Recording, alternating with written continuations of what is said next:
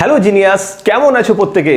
আমিও বিন্দাস আছি। তো আজকে তোমাদের ক্লাস 9 এর একটা ইম্পর্টেন্ট ইউনিট জিপিএম অর্থাৎ পদার্থের গঠন এবং ধর্ম। এই যে ইউনিটটা, এই ইউনিটের মধ্যে তোমাদের 6টা চ্যাপ্টার আছে। তোমরা প্রত্যেকে দেখেছো এর মধ্যে কটা চ্যাপ্টার আছে? এর মধ্যে 6টা চ্যাপ্টার আছে। তো এই 6টা চ্যাপ্টারের মধ্যে একটা চ্যাপ্টার হচ্ছে pressure of liquid and air. কি বললাম? Pressure of liquid and air অর্থাৎ তরল এবং বায়ুর চাপ। এই চ্যাপ্টারটার একটা ইম্পর্টেন্ট টপিক চাপ এবং ঘাত। এই চ্যাপ্টারের একটা ইম্পর্টেন্ট টপিক কি না, চাপ এবং ঘাত। এটা কমপ্লিট করব। তো এই চাপ এবং ঘাত থেকে তোমাদের পরীক্ষায় যে কোনো প্রশ্ন আসুক না কেন, যেমন প্রশ্ন আসুক না কেন, তোমরা চুটকিতে পুরো সলভ করবে। আজকের যে ক্লাস 100% কনসেপচুয়াল একটা ক্লাস, যেখানে চাপ এবং ঘাতকে আমরা আজকে শরবত বানাবো এবং শরবত বানিয়ে আজকে আমরা পান করব। এই ক্লাসটা করার পর চাপ এবং ঘাতের যে কোনো সমস্যা তোমাদের চুটকিতে সলভ করার মতো ক্ষমতা তৈরি হবে। So ready guys? প্রত্যেকে আজকে খাতা পেন নিয়ে বসবে, যা যা করাবো পুরো ডিটেলসে নোট ডাউন করবে, একটা সিঙ্গেল পয়েন্ট মিস করবে না। প্রথম থেকে শেষ পর্যন্ত ডেডিকেটেডলি ক্লাসটা দেখবে। ওকে, চলো লেটস স্টার্ট। চলো আমাকে বলো তো, যে আমরা পদার্থ সম্পর্কে অলরেডি ক্লাস 8 আমরা অলরেডি পড়েছি। যে পদার্থ কয় প্রকার বলো তো? কার মনে আছে পদার্থ কয় প্রকার? ইয়াস, কমেন্টে জানাও পদার্থ কয় প্রকার। পদার্থ অনেকের মনে হচ্ছে যে পদার্থ কয় প্রকার না 3 প্রকার, কেউ কেউ বলছে কত না 5 প্রকার, 3 অথবা 5 প্রকার বলছে। পদার্থে আরো অনেক রকমের রূপ হয়। তো জেনারেলি 3 প্রকার রূপ আমরা যদি দেখি, তার মধ্যে কি কি হয়? একটা হচ্ছে কঠিন, 2 নম্বর হচ্ছে তরল এবং 3 নম্বর হচ্ছে গ্যাসীয়। এই 3টে রূপ আমরা প্রত্যেকে জানি। এর সাথে যারা 5 রকম ভাবছি তারা আরো 2 প্রকার অ্যাড করে দাও। একটা হচ্ছে প্লাজমা, আর কি বলতো, আর একটা হচ্ছে বিইসি, বোস আইনস্টাইন কনডেনসেট। তাই তো এই 5 প্রকার পদার্থ অলরেডি আমরা পড়েছি। কি কি পড়েছি? একটা হচ্ছে কঠিন, একটা হচ্ছে তরল, একটা হচ্ছে গ্যাসীয়, একটা হচ্ছে প্লাজমা, আর একটা কি, একটা হচ্ছে বিইসি। এই 5 প্রকার পদার্থ আছে। তো এই 5 প্রকার পদার্থের মধ্যে আমরা বেসিক্যালি এই 3টে পদার্থ নিয়ে পড়াশোনা করে থাকি। যখন আমরা হায়ার ক্লাসে উঠবো তখন ওই প্লাজমা এবং বিইসি নিয়ে পড়বো। কঠিন, তরল এবং গ্যাসীয়, এই 3টে পদার্থ। তো এই কঠিন, তরল এবং গ্যাসীয় এই যে 3টে পদার্থ আমরা দেখতে পাচ্ছি, এই 3টে পদার্থের মধ্যে বলো তো কোন কোন পদার্থের নির্দিষ্ট কোনো আকার বা আকৃতি নেই? একটু ভেবে বলো, কমেন্টে জানাও যে কোন কোন পদার্থের নির্দিষ্ট আকার বা আকৃতি নেই। দেখো, সায়েন্সের ক্লাস ইন্টারেক্টিভ হতে হবে। তোমাদের জানা জিনিসগুলোকে তোমাদেরকে কমেন্টে রিপ্লাই করতে হবে। তাহলে কি হবে না, ইন্টারাকশন বাড়বে, তোমাদের মধ্যে একটা আগ্রহ তৈরি হবে। ওকে, সো তোমরা যেমন অফলাইন ক্লাসে পড়ো, কোন একটা স্যার প্রশ্ন জিজ্ঞেস করলে তোমরা তো অ্যান্সার দাও। তো তাহলে ইলেকট্রিসিটির নামটা কোথা থেকে এসছে? ইলেকট্রন থেকে। মানে সেইভাবেই এখানে তো ডাইরেক্ট অ্যান্সার দেওয়ার সুযোগ নেই, তার জন্য তোমরা কমেন্টে জানাও। ওকে, সো বলো এই যে 3টে পদার্থ কঠিন, তরল এবং গ্যাসীয়, এদের মধ্যে কোনটার নির্দিষ্ট আকার বা আকৃতি নেই? কোনটা বলো তো? হ্যাঁ, ইয়েস, কোনটা? তরল। তার তরল এবং গ্যাস এই যে দুটো পদার্থ, এদের নির্দিষ্ট আকার বা আকৃতি নেই। তাই নির্দিষ্ট আকার বা আকৃতি যেহেতু নেই, তার জন্য এদিকে একটা স্পেশাল একটা নাম দিচ্ছি আমরা। কি নাম দিচ্ছি না? প্রবাহী। কি নাম দিচ্ছি না? প্রবাহী। প্রবাহী বলছি। তরল ও গ্যাসকে আমরা আলাদা করে একটা নাম দিলাম কি না? প্রবাহী বা ফ্লুইড। প্রবাহী বা ফ্লুইড। ওকে, তাহলে তরল আর গ্যাসীয়কে আমরা কি বলছি? প্রবাহী বলছি বা ফ্লুইড বলছি।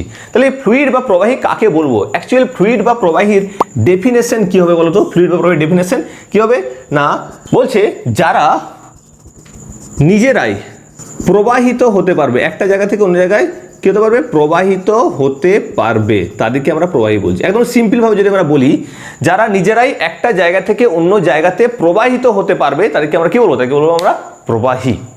ক্লিয়ার? এরপর যদি আমরা আরেকটু ভালো করে যদি দেখি, ধরো সাপোজ কিরকম জিনিসটা, যে এখানে ধরো সাপোজ একটা পেন আছে, পেন তুমি রেখেছো, এখানে একটা পেন রেখেছো। তো এই পেনটা খানিকক্ষণ পর কি এখানে চলে যাবে? বা কোনোভাবে তুমি যদি একে না সরাও, এ কি এখানে যাবে? যাবে না। কিন্তু তুমি যদি ধরো সাপোজ এখানে জল ঢালতে থাকো, জল, সেই জলটা তুমি এই জায়গায় ঢালছো, কিন্তু জলটা দেখবে আস্তে আস্তে বয়ে বা প্রবাহিত হয়ে একটা জায়গা থেকে অন্য জায়গায় চলে যাচ্ছে। বা তুমি যদি ঘরের কোনো একটা কোণাতে একটা ধূপ জ্বালাও, সেই ধূপের থেকে যে গ্যাসটা তৈরি হবে সেটা দেখবে এখানে কিন্তু থাকবে না, এ সারা ঘরের মধ্যে ছড়িয়ে যাচ্ছে। তাহলে এই যে জলটা তুমি যখন এখানে ঢাললে, সেই জলটা আস্তে আস্তে একটা জায়গা থেকে অন্য জায়গায় চলে গেল।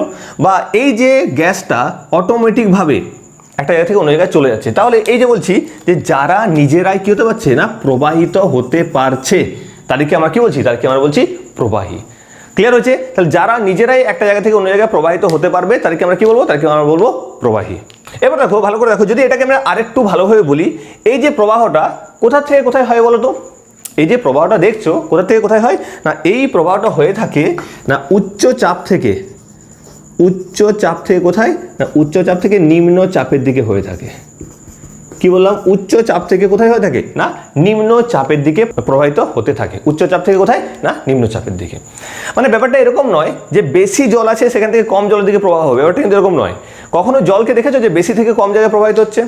না, এইভাবে হয় না। যদি এরকম হতো, দেখো ভালো করে ভেবে দেখো, যদি এরকমটা হতো, তুমি সমুদ্রে যে জল প্রচুর আছে, তুমি সেখান থেকে এক বালতি জল নিয়েছো এবং তারপরে ওই বালতির সাথে সমুদ্রকে কানেক্ট করে দিয়েছো, বালতিটা উপরে রেখেছো, তাহলে সমুদ্রের জলটা কি বালতিতে আসবে না বালতির জলটা সমুদ্রে যাবে বলো?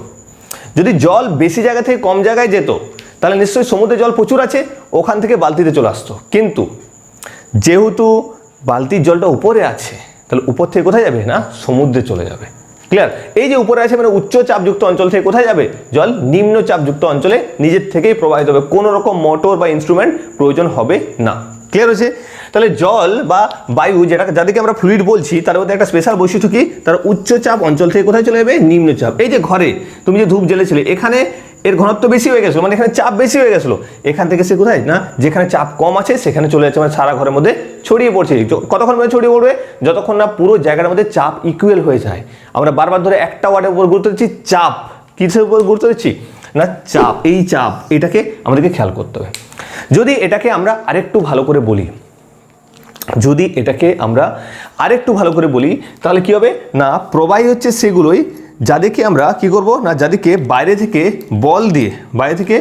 বল দিয়ে বা বাইরে থেকে বাধা দিয়ে আটকানো যাবে না, তারা হচ্ছে ফ্লুইড। ধরো একটা জায়গায় জল প্রবাহিত হচ্ছে, তুমি যেগুলো জল আটকানোর চেষ্টা করছো, তুমি দেখবে সেই জলটা যদি প্রবাহিত হতেই থাকে, একটা সময় কিন্তু সাইড দিয়ে বয়ে চলে যাবে। তুমি আটকেছো কিন্তু সাইড দিয়ে বয়ে চলে যাচ্ছে, যাদেরকে আমরা কি না বাধা দিয়ে সহজে আটকাতে পারবো না, তাদেরকে আমরা কি বলবো, তাকে আমরা বলবো ফ্লুইড। আর সহজ ভাষায় বলতে গেলে, যে সমস্ত পদার্থ, নোট ডাউন করে নাও, আমি বলছি তোমরা নোট ডাউন করে নাও, যে সমস্ত পদার্থ নিজেরাই প্রবাহিত হতে পারে তাদেরকে বলা হচ্ছে প্রবাহী। কি বললাম? যে সমস্ত পদার্থ নিজেরাই প্রবাহিত হতে পারে তাদেরকে আমরা বলছি প্রবাহী। ক্লিয়ার হয়েছে? বা আরেকটু যদি ভালো করে বলি, যে সমস্ত পদার্থ নিজেরাই প্রবাহিত হতে পারে অথবা যাদেরকে বাইরে থেকে প্রযুক্ত বল দ্বারা প্রতিরোধ করা যায় না, বা বাইরে থেকে প্রযুক্ত বল যাদেরকে প্রতিরোধ করতে পারে না, তাদেরকে আমরা বলছি কি না, তাদেরকে বলছি প্রবাহী। প্রবাহী কয় প্রকার? প্রবাহী হচ্ছে দুই প্রকার। কি না, প্রবাহী হচ্ছে দুই প্রকার আমরা দেখলাম, একটা হচ্ছে তরল আর একটা কি, আরেকটা হচ্ছে গ্যাসীয়। প্রবাহী দুই প্রকার মাথায় রাখতে হবে। কি বললাম? একটা হচ্ছে তরল, আরেকটা কি, আরেকটা হচ্ছে গ্যাসীয়। ক্লিয়ার হয়েছে? দেখো এরপর তোমাদের পরীক্ষায় একটা প্রশ্ন এক সময় দেয় যে তরলকে কেন প্রবাহী বলবো, তরলকে আমরা প্রবাহী কেন বলবো বলো?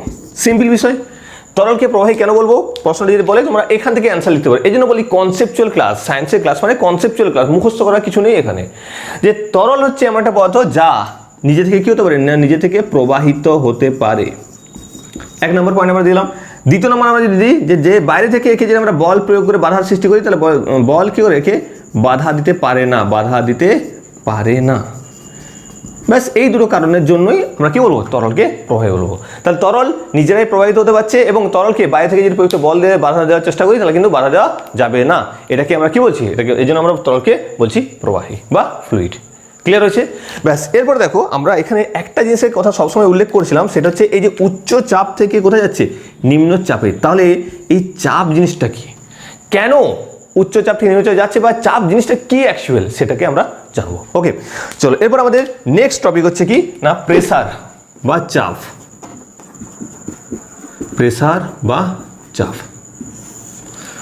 দেখো চাপ কাকে বলবো বা চাপ জিনিসটা কি? সিম্পল একটা জিনিস ভাবো তো, এখানে একটা পাত্র আছে, এই পাত্রের মধ্যে আমি জল ভরছি আস্তে আস্তে। তাহলে জল যখনই ভরবো, জল দেখো কি করবে না, এই নিচের দিকে একটা বল প্রয়োগ করবে তো, সাইড দিকে একটা বল প্রয়োগ করবে, নিচের দিকে, সাইড দিকে এবং উপর দিকেও বল প্রয়োগ করবে না বলো? স্যার নিচের দিকে বল প্রয়োগ করছে এটা আমরা বুঝতে পারছি, কিন্তু সাইড দিকে কী করে বল প্রয়োগ করছে? দেখো সিম্পল বিষয়, তুমি যদি এখানে একটা ফুটো করে দাও, দেখবে এদিকে জল কিন্তু কী হবে না, বেরিয়ে যাবে। তাহলে জল কখনো বেরোবে? নিশ্চয়ই কেউ ওকে ঠেলছে, ঠেলা মানে কি, বল প্রয়োগ করা। তাহলে আলটিমেট আমরা যদি দেখি যে যে কোনো জায়গায় যদি তরলকে রাখা হয়, যে পাত্রে তরলকে রাখছি সেই পাত্রে কিন্তু কি তরল কি করছে না বল প্রয়োগ করছে। দেখো আমরা প্রত্যেকে বেলুন দেখেছো তো বেলুন, তাহলে এই যে বেলুনটা, এই বেলুনটা কেন ফুলে আছে বলো তো? এই বেলুনটা ফুলে থাকার পিছনে কি কারণ আছে? বেলুনটা ফুলে থাকার পেছনে কারণ আছে কি না, এর মধ্যে আছে বায়ু বা এয়ার। সেই এয়ার বা বায়ু কি করছে না, এই বেলুনের যে দেওয়াল অর্থাৎ বেলুনের যে পর্দাটা আছে এর চারপাশে একটা বল প্রয়োগ করছে। যখনই বল প্রয়োগ করছে তখনই এই বেলুনটা কি হচ্ছে না ফুলে থাকছে। যত বায়ু বেশি হবে ততই বেলুনটা কি হবে আস্তে আস্তে আস্তে ফুলতে থাকবে। ক্লিয়ার? বোঝা গেছে তো? ওকে, সো তাহলে এই যে চাপ, এই চাপকে আমরা ডিফাইন করবো কি করে? চাপটা নিশ্চয় বুঝতে পেরেছি যে বল যে প্রয়োগ করছে সেই বলটাকেই আমরা একটা নির্দিষ্ট এরিয়ার মধ্যে যে বলটা প্রয়োগ করবে সেটাকে আমরা চাপ বলবো। তাহলে চাপটাকে যদি আমরা অ্যাকচুয়ালি ডিফাইন করতে চাই আমরা কি করব না, এখানে একটা একক ক্ষেত্রফল ধরে নেবো এই জায়গাটার মধ্যে। একক ক্ষেত্রফল মানে কি বলতো? কি বলছি? একক ক্ষেত্রফল। তাহলে একক ক্ষেত্রফল মানে কি? একক ক্ষেত্রফল মানে হচ্ছে যে এরিয়াটা মান আসবে 1, যে এরিয়ার মান আসবে কত না 1, সেটা হতে পারে কত না 1 মিটার স্কয়ার হতে পারে, 1 সেন্টিমিটার স্কয়ার হতে পারে, 1 আসতে হবে মানটা আলটিমেট। তাহলে সেটা হয়ে যাবে কি না, সেটা হচ্ছে একক ক্ষেত্রফল। তাহলে এরকম একটা নির্দিষ্ট বা একক ক্ষেত্রফল ধরে নিচ্ছি। তাহলে এর উপর কতটা বল প্রযুক্ত করছে সেটা লম্বভাবে দুটো তিনটে জিনিসকে খেয়াল রাখতে হবে। এক নম্বর কি বলছি না, একক ক্ষেত্রফলের উপর যে লম্বভাবে যে বল প্রযুক্ত হচ্ছে, কি প্রযুক্ত হচ্ছে না বল, তাকেই আমরা বলছি চাপ বা প্রেসার। তাহলে আমরা চাপের ডেফিনেশন কি বলবো না, একক ক্ষেত্রফলে লম্বভাবে প্রযুক্ত বলকে বলেছে কি না চাপ। একক ক্ষেত্রফলে লম্বভাবে যে বলটা প্রযুক্ত হচ্ছে, বারবার ধরে বলছি খুব ইম্পর্টেন্ট জায়গা, একক ক্ষেত্রফলটা ইম্পর্টেন্ট জায়গা আর এই লম্বভাবে খুব ইম্পর্টেন্ট, আর যে বল প্রযুক্ত হচ্ছে প্রযুক্ত বল। ক্লিয়ার? তাহলে একক ক্ষেত্রফলে লম্বভাবে যে বল প্রযুক্ত হয় তাকে আমরা কি বলছি, তাকে বলছি চাপ বা প্রেসার। ক্লিয়ার হচ্ছে? লিখে নাও তোমরা, একক ক্ষেত্রফলে লম্বভাবে যে বল প্রযুক্ত হয় তাকে বলছে কি না চাপ বা প্রেসার। তাহলে আমি এখন ধরে নিচ্ছি এই যে পাত্রটা আছে, এই পুরো পাত্রের যে ক্ষেত্রফলটা, পুরো পাত্রের ক্ষেত্রফল কত না এ, আর পুরো পাত্র জুড়ে যে বলগুলো প্রযুক্ত হচ্ছে সেই পুরো বলটা হচ্ছে এফ। ক্লিয়ার? তাহলে এ ক্ষেত্রফলের উপর মোট প্রযুক্ত বল কত এফ। ভালো জিনিসটা বোঝো, আমরা বলছি যে পুরো এই যে পাত্রটা নিচ্ছি, যে পুরো পাত্রের বিভিন্ন জায়গাতে বল প্রযুক্ত হচ্ছে সেই বলটা কত এফ, পুরো পাত্রটা মানে এরিয়াটা কত এ। তাহলে এখানে আমরা বলবো দেখো যে এ ক্ষেত্রফলে লম্বভাবে প্রযুক্ত বল কত না এফ। এ ক্ষেত্রফলে লম্বভাবে প্রযুক্ত বল হচ্ছে এফ। তাহলে একক ক্ষেত্রফলে লম্বভাবে প্রযুক্ত বল কত হবে এফ বাই এ। আমরা প্রত্যেকেই জানি একক ক্ষেত্রফলে প্রযুক্ত বল কত হবে এফ বাই এ। তাহলে একক ক্ষেত্রফলে যে বলটা প্রযুক্ত হয় তাকে আমরা কি বলেছি, তাকে বলেছি প্রেসার। তার মানে এই যে এফ বাই এ এটা হয়ে গেল পি, প্রেসার পি। ক্লিয়ার হয়েছে? একক ক্ষেত্রফলে লম্বভাবে যে বল প্রযুক্ত হয় তাকে আমরা বলছি চাপ। তাহলে আমরা ধরে নিচ্ছি যে পুরো ক্ষেত্রফল কত ধরে নিচ্ছি, পুরো ক্ষেত্রফল ধরে নিচ্ছি এ, আর পুরো ক্ষেত্রফলে কত বল প্রযুক্ত হচ্ছে এফ বল প্রযুক্ত হচ্ছে। তাহলে এ ক্ষেত্রফলে কি বলছি না, এ ক্ষেত্রফলে প্রযুক্ত বল হচ্ছে এফ, তাহলে একক ক্ষেত্রফলে কত হচ্ছে এফ বাই এ। তাহলে একক ক্ষেত্রফলে যে বলটা প্রযুক্ত হয় তাকে আমরা কি বলছি, তাকে বলছি আমরা চাপ। চাপকে আমরা ডিনোট করি কি দিয়ে না, চাপকে আমরা ডিনোট করছি পি দিয়ে। তাহলে একটা সুন্দর ইকুয়েশন আমরা পাচ্ছি, পি সমান পাচ্ছি কি না, পি সমান পাচ্ছি F by A. Most important equation, এখান থেকে অনেক অঙ্ক হবে। পি সমান কি না এফ বাই এ। অর্থাৎ যদি আমরা দেখি যে চাপ সমান হচ্ছে বল, এফ মানে বল আর এ মানে কি এ হচ্ছে ক্ষেত্রফল। চাপ সমান হচ্ছে বল বাই ক্ষেত্রফল। This is most important equation. চাপ সমান হচ্ছে বল বাই ক্ষেত্রফল। ক্লিয়ার হচ্ছে? ভালো করে জিনিসটা দেখো, আরেকবার বলছি লাস্টবারের মতো, যে কোনো পাত্র সেই পাত্রে পুরো পাত্রটার ক্ষেত্রফল আমি এ ধরেছি, পুরো পাত্রের উপর প্রযুক্ত বল হচ্ছে এফ। ক্লিয়ার হচ্ছে? এবারে তাহলে এ ক্ষেত্রফলে কত বল প্রযুক্ত হচ্ছে এফ, আমার চাই একক ক্ষেত্রফল। একক ক্ষেত্রফল মানে কি বললাম, যার ক্ষেত্রফলের মানটা আসবে 1, সেটা 1 মিটার স্কয়ার হতে পারে, 1 সেন্টিমিটার স্কয়ার হতে পারে। ক্লিয়ার হচ্ছে? এখানে অনেকের একটা প্রশ্ন থাকে, স্যার লম্বভাবে কথাটা মানে কি? দেখো, বল একটা তলের উপর বিভিন্নভাবে প্রযুক্ত হতে পারে। কিভাবে? দেখো সাপোজ এই দিক থেকে বল প্রযুক্ত হতে পারে, এই থেকে বল প্রযুক্ত হতে পারে, এই থেকে বল, তিনটে বল এ বি সি। এর মধ্যে দেখো বিটা সেই তলের সঙ্গে পারপেন্ডিকুলার অর্থাৎ 90 ডিগ্রি কোণ করে আছে। আমরা সেই বলগুলোকেই ধরবো যেগুলো লম্বভাবে প্রযুক্ত হবে। ক্লিয়ার হয়েছে? পরবর্তীকালে তোমরা যখন ভেক্টর পড়বে তখন দেখবে এই যে ফোর্সগুলো অ্যাপ্লাই হচ্ছে এগুলো ভেক্টর কম্পোনেন্টসটা ধরা যাবে ওখানে, মানে এইগুলো যে বলটা প্রযুক্ত হচ্ছে তার লম্ব ভাগটাকে আমরা ধরতে পারবো ওখানে। ক্লিয়ার আছে? সেগুলো পরবর্তীকালে তোমরা যখন ক্লাস 11-এ পড়বে, ভেক্টর পড়বে, তখন আরও ডিটেলসে আমরা সেই ক্লাসগুলোকে দেখবো। আর যদি তোমরা মনে হয় যে এখনই এই ক্লাসগুলো দেখতে হবে, তাহলে আমাদের ক্লাস 11-এর ভেক্টরের যে ক্লাসগুলো আছে সেগুলোকে তোমরা ফলো করতে পারো। ওকে, যেহেতু ক্লাস 9 আর ক্লাস 11 ডিপলি রিলেটেড, তার জন্য এখন থেকে তোমাকে অ্যাডভান্স লেভেলে স্টাডি করার অভ্যাস তৈরি করতে হবে। ওকে, চলো তাহলে আমরা কি পেলাম না, চাপ সমান পেলাম বল বাই ক্ষেত্রফল। আমার একটা জিনিস বলো তো, তোমরা প্রথম অধ্যায়ে পড়েছো রাশি কয় প্রকার? কয় প্রকার লিখো, কমেন্টে লিখো, রাশি কয় প্রকার? ইয়েস, রাশি হচ্ছে 2 প্রকার, স্কেলার রাশি আর ভেক্টর রাশি। আরেকটা রাশির কথা আমরা বলেছিলাম, মনে আছে কি কারো? হ্যাঁ, টেন্সর রাশির কথা আমরা বলেছিলাম। তাহলে মেনলি রাশি হচ্ছে 2 প্রকার, কি কি না, একটা হচ্ছে স্কেলার রাশি, একটা হচ্ছে ভেক্টর রাশি। তাহলে এখানে যে চাপের কথা আমরা বলছি, চাপ কি ধরনের রাশি বলো? চাপের যে কথা বলছি, চাপ কি ধরনের রাশি? দেখো, চাপ হচ্ছে, মনে রাখতে হবে, চাপ কি? চাপ হচ্ছে একটা স্কেলার রাশি। খুব ইম্পর্টেন্ট কোশ্চেন বা ইম্পর্টেন্ট টপিক। চাপ হচ্ছে কি? চাপ হচ্ছে স্কেলার রাশি। দেখো, ফোর্স, বল হচ্ছে ভেক্টর রাশি, ক্ষেত্রফলও কিন্তু ভেক্টর রাশি, এরিয়া ভেক্টর হয়, তাহলে বলও ভেক্টর রাশি, ক্ষেত্রফলও ভেক্টর রাশি, কিন্তু এই দুটো ভেক্টর রাশির সমন্বয়ে তৈরি হচ্ছে একটা স্কেলার রাশি, সেটা কি? সেটা হচ্ছে চাপ। তাহলে চাপকে আমরা কি পেলাম? চাপ হচ্ছে একটা স্কেলার রাশি। এখানে যদি আমরা ইকুয়েশন লিখি, যদি আমরা সমীকরণ লিখি, অ্যাকচুয়ালি আমরা পি সমান এফ এল না লিখে যদি আরও ডিপলি আমরা লিখতে চাই বা ভালোভাবে লিখতে চাই, পি সমান এফ লম্ব ইন্টু এ, আমরা সেই ফোর্সগুলোকে ক্যালকুলেশন করব যেগুলো লম্বভাবে প্রযুক্ত হবে। কি বললাম? আমরা সেই বলগুলোকেই আমরা ক্যালকুলেশন করব যেগুলো লম্বভাবে প্রযুক্ত হবে। ক্লিয়ার হয়েছে? তাহলে চাপ বুঝতে পারছো? ওকে, ভেরি গুড। কি বললাম? এটা এফ লম্ব বললাম, ভালো করে দেখো, পি ইজ ইকুয়াল টু কি বলছি? এফ, এটা লম্ব 90 ডিগ্রি, বাই হচ্ছে এ। ক্লিয়ার?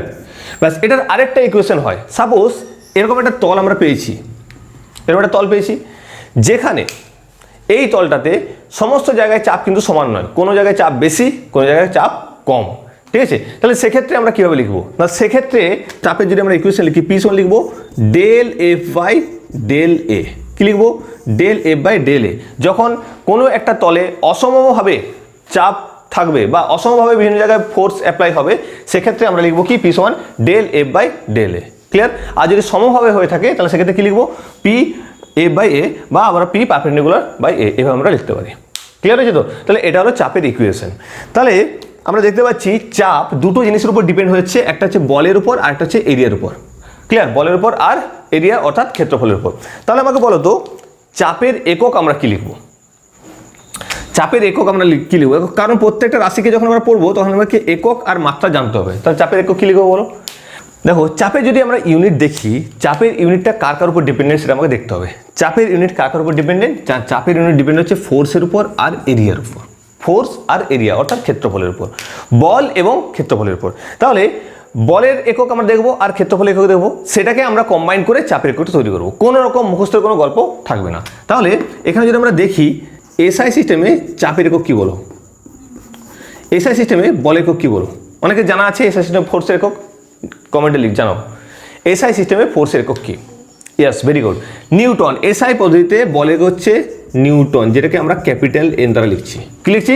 নিউটন, যেটাকে আমরা ক্যাপিটাল এন দ্বারা লিখছি।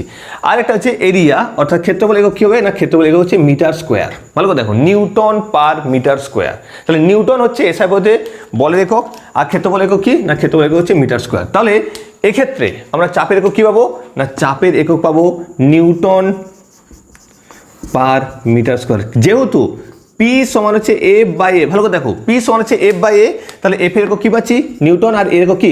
Metre square. Newton per metre square, এটা হচ্ছে চাপের এসআই পদ্ধতির একক, যাকে আমরা কি বলছি? যাকে আমরা বলছি পাস্কাল, যেটাকে আমরা পি এ দ্বারা ডিনোট করছি। কি রে? পি এ দ্বারা। দেখো আরেকবার বলছি, ভালো জিনিসটা শোনো। এই যে ইউনিটটা আছে, ইউনিট, চাপের যে ইউনিট কার কার উপর ডিপেন্ডেন্ট না, একটা হচ্ছে ফোর্সের উপর আর একটা হচ্ছে এরিয়ার উপর। এই দুটো রাশির উপর ডিপেন্ডেন্ট, এটা তোমাকে জানতে হবে, কারণ আমরা ইকুয়েশনে দেখলাম পি সমান কি? এফ বাই এ। তাহলে দুটো রাশির উপর ডিপেন্ডেন্ট। তাহলে এসআই সিস্টেমে ফোর্সের একক কি হবে না, এসআই সিস্টেমে ফোর্সের একক আমরা প্রত্যেকে জানি নিউটন, যেটাকে আমরা এন দ্বারা সূচিত করি। আর ক্ষেত্রফল একক কি জানি না, মিটার স্কোয়ার। তাহলে নিউটন আর মিটার স্কোয়ার, সেটাকে যখন চাপের একক লিখবো, চাপের একক কি? ফোর্সের একক বাই কি? এরিয়ার একক। তাহলে ফোর্সের একক হচ্ছে নিউটন আর এরিয়ার একক কি না, মিটার স্কোয়ার। তাহলে আমরা কি পাচ্ছি? নিউটন পার মিটার স্কোয়ার বাকি পাস্কাল, যেটাকে আমরা লিখতে পারি newton per metre square, same একই লিখতে পারি, নিউটন পার মিটার স্কোয়ার বা পাস্কাল। সিজিএস একক কি হবে বলো? সিজিএস পদ্ধতিতে বলের একক কি? প্রত্যেকে বলো, কমেন্টে জানাও। ইন্টারাকশন দরকার আছে ব্রাদার। তাহলে এফ এর সিজিএস একক কি হয় না, ডাইন। কি হয়? ডাইন। আর এর একক কি হয়, এর হচ্ছে সেন্টিমিটার স্কোয়ার, কি হয় সেন্টিমিটার স্কোয়ার বা সেমি স্কোয়ার। তাহলে ডাইন থাকছে আর থাকছে সেমি স্কোয়ার, তাহলে এখানে আমরা কি পাবো, পি এর যেটা পাবো ডাইন পার কি, ডাইন পার সেমি স্কোয়ার, ব্যাস, এটার অন্য কোনো নাম নেই, এটাকে ডাইন পার সেমি স্কোয়ারই বলা হয়। ক্লিয়ার হয়েছে? তাহলে আমরা কি পাচ্ছি, সিজিএস পদে যেটা পেলাম, সিজিএস পদে পেলাম কি ডাইন পার সেমি স্কোয়ার, আর এসআই পদে কি পেলাম newton per metre square. Clear হচ্ছে? চাপের একক মোস্ট ইম্পর্টেন্ট, এসআই পদে চাপের একক হচ্ছে পাস্কাল বা নিউটন পার মিটার স্কোয়ার, আর সিজিএস হচ্ছে ডাইন পার সেমি স্কোয়ার। এই পাস্কাল এবং ডাইন পার সেমি স্কোয়ার ছাড়াও চাপের কিছু প্রচলিত একক আছে, কি কি বলতো, যেমন আছে বার, টর, সেমি এইচজি, তোমরা শুনেছো যে সেমি এইচজি 76 সেমি এইচজি, এই বার, টর, সেমি এইচজি এগুলোকেও চাপের একক হিসেবে ব্যবহার করা হয়। ক্লিয়ার হয়েছে? কোনো অসুবিধা আছে কি? কোনো যদি ডাউট থেকে থাকে তাহলে তোমরা অবশ্যই সেটা কমেন্টে জানিও। আমাদের যে ডাউট ক্লিয়ারিং যে সেশনগুলো হবে সেই ডাউট ক্লিয়ারিং সেশনে তোমাদের এই প্রবলেমগুলো নিয়ে আমরা ডিসকাশন করব। আরেকটা কথা, যারা এই টপিকের উপর ডিটেলস নোটস চাইছো তারা www.srphysics.com এখানে চলে যাবে, ওখানে প্রতিটি চ্যাপ্টারে আমাদের ডিটেলস নোট দেওয়া আছে।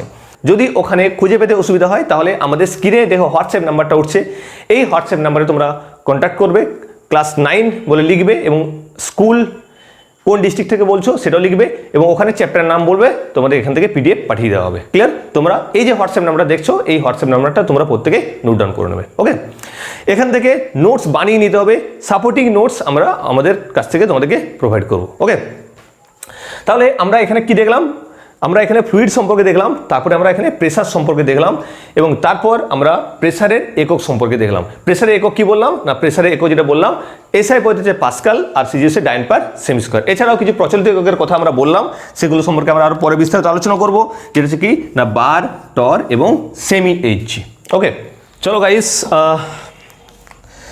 কেমন লাগছে ক্লাস প্রত্যেকে কমেন্টে জানিও। তোমাদের কোন টপিকের উপর ভিডিও চাই বা কোন টপিকের উপর ক্লাস চাই সেটাও তোমরা কিন্তু কমেন্টে জানাতে পারো, আমরা চেষ্টা করব সেই টপিকের ক্লাসগুলোকে দ্রুততার সঙ্গে দেওয়া। ওকে, তাহলে এই পর্যন্ত আমরা যেটুকু দেখলাম যে পি হচ্ছে চাপ, পি সমান একটা ইকুয়েশন পেয়েছি আমরা এফ বাই এ বা এফ পারপেন্ডিকুলার বাই এ। আর কি পেয়েছি, পি হচ্ছে একটা স্কেলার রাশি, পির একক পেয়েছি নিউটন পার মিটার স্কোয়ার, আরটা পেয়েছি কি না ডাইন পার সেমি স্কোয়ার। এই চারটা জিনিস আমরা মেনলি পেলাম, আর ফ্লুইড সম্পর্কে আমরা পড়েছি। ওকে, চাপ কি রাশি বলতো, চাপ হচ্ছে স্কেলার রাশি, তাই তো? দেখো এই ধরনের এমসিকিউর আমাদের রেগুলার পোস্ট হতে থাকে আমাদের টেলিগ্রাম চ্যানেল এসআর ফিজিক্সে। তোমরা যদি ওখানে জয়েন করে নাও তাহলে কিন্তু মাঝে মাঝে এই এমসিকিউগুলো প্র্যাকটিস করে নিতে পারবে, তাহলে তোমাদের সুবিধা হবে, মনে থাকবে এবং শর্ট প্রশ্নগুলো তোমাদের রেগুলার রিভিশন হতে থাকবে। ওকে, তো এসআর ফিজিক্স টেলিগ্রাম যে সার্চ করে জয়েন করে নেব। ওকে, তো এরপর দেখবো আমরা মাত্রা, চাপের মাত্রা কী হয়। মাত্রা খুব ইম্পর্টেন্ট, তোমরা প্রথম ক্লাসে পড়েছো, প্রথম ক্লাসে মাত্রার ক্লাসটা তো একদম ধামাকা বাজিয়ে দিয়েছো, তাই তো? এখন দুর্দান্ত লেভেলের ক্লাস হয়েছে, যারা এখনও ক্লাসটা করো নি তারা অবশ্যই নিচে কমেন্ট বক্সে লিঙ্ক দেওয়া আছে, মাস্ট করে নিও, মাত্রার একদম সেরা ক্লাস। ক্লিয়ার? তাহলে মাত্রা নির্ণয় করার জন্য আমাদেরকে কোনো কিছু মনে রাখতে হয় না, আমরা মুখস্থ করি না, প্রথমে বলেছি সায়েন্সের বিষয়গুলো মুখস্থের বিষয় কিন্তু নয়। তাহলে এই যে চাপ কার উপর ডিপেন্ডেন্ট, এফ আর এ, ফোর্স আর এরিয়ার উপর ডিপেন্ডেন্ট। তাহলে ফোর্সের মাত্রা, লব্ধ রাশিগুলোর মধ্যে একটা মাত্রা আমরা মাথায় রাখবো, সেটা কি ফোর্সের। ফোর্সের মাত্রা কি জানি আমরা প্রত্যেকে জানি, এম এল টি মাইনাস টু, এম এল টি মাইনাস টু। আর এরিয়া, এরিয়া মানে কি ক্ষেত্রফল, ক্ষেত্রফল মানে কি দৈর্ঘ্য ইন্টু প্রস্থ, দৈর্ঘ্য ইন্টু প্রস্থ। তাহলে দৈর্ঘ্য ইন্টু প্রস্থ মানে কি এল ইন্টু এল, দৈর্ঘ্যের মাত্রা এল হয়, প্রস্থের মাত্রা এল হয়, আমরা প্রত্যেকে পড়েছি। তাহলে এল এল কি হলো, ক্যান্সেল হয়ে গেল, তাহলে কি থাকলো M L minus one T minus two, ব্যাস। M L minus one T minus two, this is dimension of pressure. Dimension of pressure মানে হচ্ছে চাপের মাত্রা। পরীক্ষার প্রশ্ন আসতে পারে চাপের মাত্রাটা লিখো, কি বলবে না M L minus one T minus two, মুখস্থ করে কিন্তু নয়, থার্ড ব্র্যাকেট দিতে হবে। আমরা এটা মাত্রা ক্লাসে ডিটেলসে বলেছিলাম, এটা আমাদেরকে চাপ আর ক্ষেত্রফল এই দুটো মাত্রাকে আমাকে সলভ করে এটাকে নিয়ে আসতে হবে। ক্লিয়ার হয়েছে? তাহলে চাপের মাত্রা আমরা দেখে নিলাম। এখানে আরেকটা জিনিস আমাদেরকে জানতে হবে যে চাপ বলের সাথে কীভাবে সম্পর্কিত, চাপ এরিয়ার সাথে কীভাবে সম্পর্কিত। এই ধরনের কিছু এখানে তোমাদের মানে কি বলবো ব্যাখ্যামূলক প্রশ্ন কিন্তু অনেক সময় আসতে থাকে। যেমন তোমার একটা প্রশ্ন দেখেছো বা 12 পরীক্ষা আসতে দেখেছি যে ধারালো ছুরি দিয়ে কেন ফল ভালো কাটা যায়, ধারালো ছুরি দিয়ে ফল কেন ভালো কাটা যায়। বা আমরা যদি পাথরের রাস্তায় চলাচল করি তাহলে আমাদের পায়ে কেন লাগে। খালি পায়ে যদি কেউ পাথর রাস্তায় চলাচল করে, এই যে চুনো রেখা চলছে পাথর রাস্তায় টিং টিং টিং টিং টিং টিং করে, তাহলে কেন কেন তার পায়ে লাগছে সেটা এই ইকুয়েশন আমাদেরকে সলভ করে দেবে। ওকে, চিন্তার কোনো কারণ নেই, এটা তো সায়েন্সের ব্যাপার, ইজি ব্যাপার, ঠিক আছে। তো ব্যাপার হচ্ছে কি না, আমরা এই যে চাপ দেখছি, এই চাপটা দুটো জিনিসের উপর ডিপেন্ডেন্ট। একটা হচ্ছে ফোর্সের সঙ্গে প্রপোর্শনাল, এ প্রপোর্শনাল পি, অর্থাৎ বল যত বেশি হবে চাপ তত বেশি হবে, বল যত বেশি হবে চাপ কি হবে তত বেশি হবে। তাহলে চাপ আরেকটা জিনিসের উপর ডিপেন্ড করে, সেটা কার উপর না ক্ষেত্রফলের উপর। কিভাবে না ইনভার্সলি প্রপোর্শনাল। চাপ হচ্ছে ক্ষেত্রফলের সঙ্গে ইনভার্সলি প্রপোর্শনাল। তোমরা দেখেছো ছুরি ধারালো ছুরি দিয়ে সহজেই ফলগুলোকে কেচাপ করে কেটে দেওয়া যায়, নিলাম ফল স্যাক করে। আবার অনেকে দেখেছি হাতে কেটে হাত কাটে, ভাই 7, 8, 9 বছর হাতটা কাটেছি, কেন হাতটা কেটে নিয়েছি, কেন কেউ আমাকে ধোকা দিয়েছে। আরে বাবা, ধোকা দিলে হাত কাটতে হয় কেন? কি সেই ধোকা? 7, 8-এ পড়ো, আবার ধোকা কি? তো গল্প হচ্ছে সেই ধোকায় যেও না, ঠিক আছে। তো আমরা ওই হাত কাটার না গল্প পড়ে আমরা ফল কাটার গল্পটা যদি আমরা দেখি, দেখো ফল ছুরি দিয়ে কেটে নিচ্ছে, ছুরি দিয়ে ফল কাটা যাচ্ছে। এবং যদি সরু ছুরি হয়, অর্থাৎ পাতলা ছুরি, যত মসৃণ ধারালো ছুরি হবে তত ফলকে ইজিলি ভালোভাবে কাটা যাবে। ক্লিয়ার? তো গল্পটা হচ্ছে কেন যাবে, কারণ ক্ষেত্রফলের সঙ্গে এর ব্যস্তানুপাতিক সম্পর্ক, অর্থাৎ যখনই ক্ষেত্রফল বেশি হয়ে যাবে তখন প্রেসার কি যাবে, প্রেসার কমে যাবে। যেটা ভোতা ছুরি, উপরের অংশটা ভোতা, অনেকটা এরিয়া থাকে, পাতলা ছুরি মানে সরু হয়, সরু মানে ক্ষেত্রফল কম। যখনই ক্ষেত্রফল কম হবে, ক্ষেত্রফল যখনই কম হয়ে যাবে, সেম পরিমাণ ফোর্স অ্যাপ্লাই করলে চাপটা বেশি বলে অনুভব হবে। চাপ কি বেশি বলে অনুভব হবে। যখনই চাপ বেশি বলে অনুভব হবে তখনই ইজিলি কাটা যাবে। অ্যাকচুয়ালি বলের জন্য কাটা যায় না, কাটা যায় কার জন্য? কাটা যাচ্ছে চাপের জন্য। চাপ বেশি প্রয়োগ হতে হবে, ফোর্স বেশি হয়ে লাভ নেই।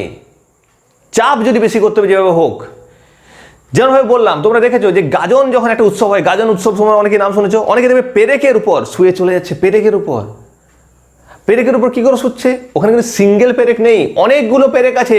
তাহলে যখন অনেকগুলো পেরেক এরকম ভাবে থাকবে, ভালো করে ভেবে দেখো, অনেকগুলো পেরেক আছে, এর উপর দিয়ে চুন্নু শুয়ে আছে, কোনো ক্ষেত্রফল তো অনেকটা হচ্ছে, কিন্তু এই পেরেকগুলোকে সবগুলোকে সরিয়ে দিয়ে যদি একটা পেরেক দিয়ে দেওয়া হয়, তাহলে চুন্নুর ভুটি ভেদ করে পেরেকের উপরে অবতীর্ণ হয়ে যাবে পেরেক।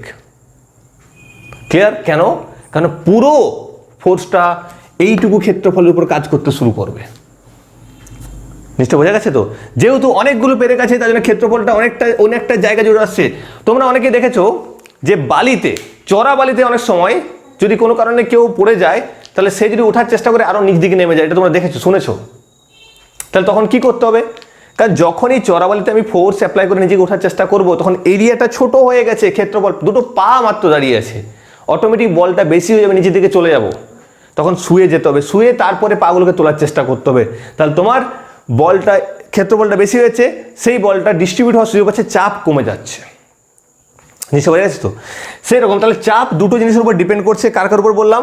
একটা হচ্ছে ফোর্সের উপর ডিপেন্ড করছে, আর একটা হচ্ছে এরিয়ার উপর। ফোর্সের সঙ্গে সমানুপাতিক, ফোর্স বেশি হলে, যদি এরিয়া কনস্ট্যান্ট থাকে, এরিয়া যদি স্থির থাকে, যত ফোর্স বেশি হবে তত চাপ বেশি হয়ে যাবে। আবার এরিয়ার সঙ্গে অর্থাৎ ক্ষেত্রফলের সঙ্গে ব্যস্তানুপাতিক, মানে ফোর্স যদি কনস্ট্যান্ট থাকে, যত এরিয়া কমবে তত ফলে চাপ বেড়ে যাবে। ক্লিয়ার হচ্ছে? তাহলে চাপের সঙ্গে বলের হচ্ছে এটা সম্পর্ক, চাপের সঙ্গে বলের এবং হচ্ছে এরিয়ার সঙ্গে চাপের। ক্লিয়ার? বলের সঙ্গে চাপের এবং এরিয়ার সঙ্গে চাপের হচ্ছে এটা সম্পর্ক। দেখো, ভৌতবিজ্ঞানে কনসেপচুয়াল ক্লাসের সাথে সাথে একটা জিনিসকে একটু বেশি গুরুত্ব দিতে হয়, সেটা হচ্ছে শর্ট প্রশ্ন। এসএকিউ, এমসিকিউ, শর্ট প্রশ্ন দিয়ে অনেক কিন্তু ভুল হয়ে যায়। তো এই শর্ট প্রশ্নগুলোকে আয়ত্তে আনার জন্য আমরা আমাদের অফলাইন ক্লাসে একটা ম্যাটেরিয়ালস আমরা নিয়ে এসেছি আগের বছর থেকে, সেটাকে একদম আপডেটেড করে এই বছর তোমাদের জন্য নিয়ে আসছি। সেটা হচ্ছে এই ধরনের যে ম্যাটেরিয়ালস, যেখানে প্রত্যেকটা চ্যাপ্টার ওয়াইজ ইন ডিটেলসে তোমার এসএকিউ, এমসিকিউ থাকছে।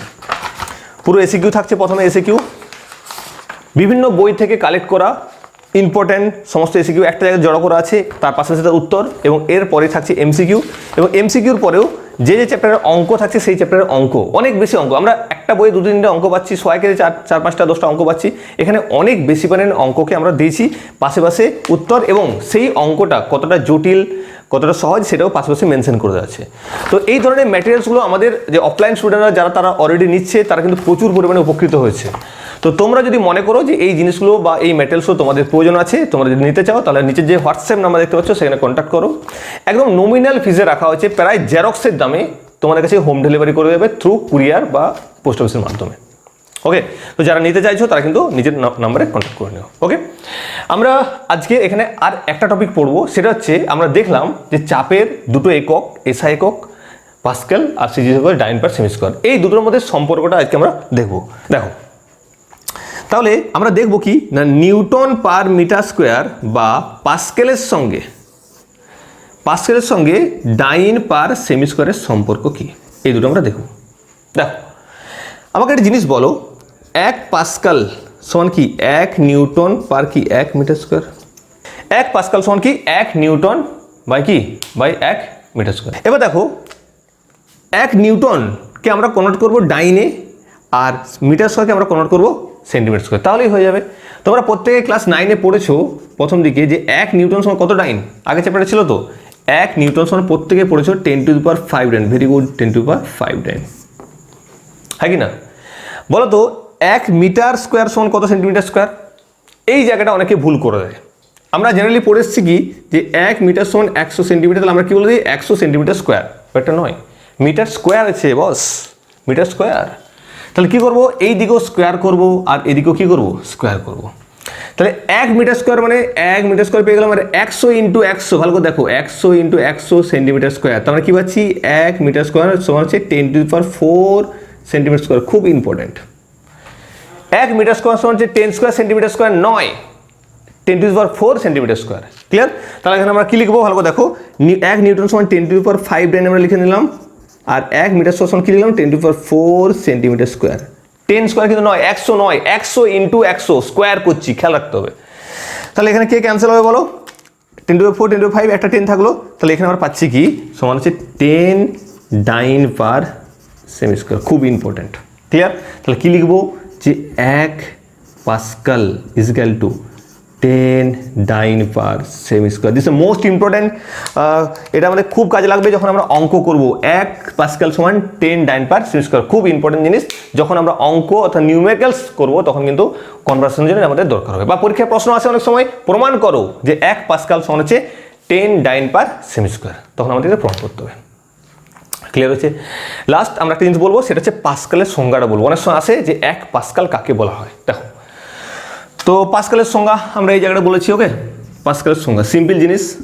আমরা বলেছিলাম, যারা আমাদের ক্লাস রেগুলার করো তারা জানো যে যখন কোনো আমরা এককের সংজ্ঞা লিখব তখন সেটা আমরা সমীকরণ থেকে লিখব এবং মেন জিনিসটা বাদ দিয়ে বাকি সব জায়গায় 1 বসিয়ে দেবো, তাহলে এককের সংজ্ঞাটা আমরা ইজিলি লিখতে পারবো। দিস আর টেকনিক, এটা অ্যাপ্লাই করতে হবে।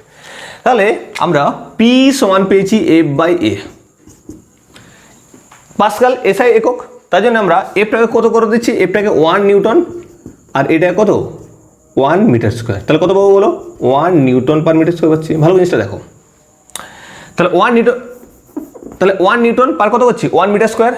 তাহলে এখানে কত পাচ্ছি, তাহলে P = 1 পাস্কেল পাচ্ছি।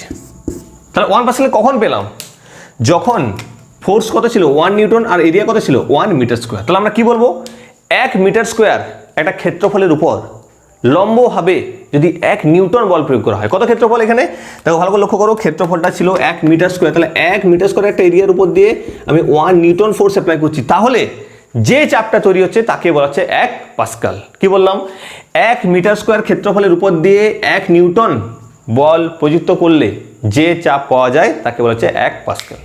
ক্লিয়ার হয়েছে? 1 মিটার স্কোয়ার কোনো ক্ষেত্রফলের উপর দিয়ে যদি 1 নিউটন লম্বভাবে বল প্রযুক্ত করা হয় তাহলে যে চাপ পাওয়া যায় তাকে বলেছে কি, তাকে বলেছে 1 পাস্কাল। ক্লিয়ার হয়েছে?